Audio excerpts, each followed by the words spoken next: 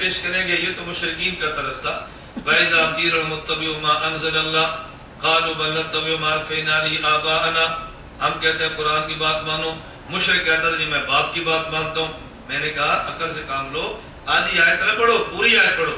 آگے اللہ فرماتے ہیں اَوَلَوْ كَانَ آبَاؤُهُمْ لَا يَعْقِلُونَ شَيْئًا وَلَا يَهْتَدُونَ. کیا اس باپ کی بات مانو گے جس میں عقل بھی نہیں ہے اور جس میں ہدایت بھی نہیں ہے؟ پتا چلا اگر باپ عقل والا ہو اور باپ ہدایت والا ہو, اس کی بات ماننے کا قرآن حکم دیتا ہے. آدھی آیت پڑھ کے تم نے آدھی چھوڑ دیا تو پھر نتیجہ غلط نکلے گا نا. ہمارے آباء و اجداد امام اعظم ابو حنیفہ خصوصاً عقل والے بھی ہیں, ہدایت والے بھی ہیں. میں اب امام صاحب کی عقل کے واقعات سناؤں گا تو وقت لگے گا. اور آپ کو پتہ ہے اتحاد اہل سنت جماعت کا ماٹو نو لیٹ اور نو ویٹ ہے. ہم وقت پہ شروع کرتے ہیں, وقت پہ ختم کرتے ہیں, نہ تاخیر کرتے ہیں نہ انتظار کرتے ہیں. 10 بجے کا وقت تھا, ہم نے 10 بجے شروع کر دیا. 2 بجے ختم کا وقت ہے, ہم 2 بجے ختم کر دیں گے انشاءاللہ. آپ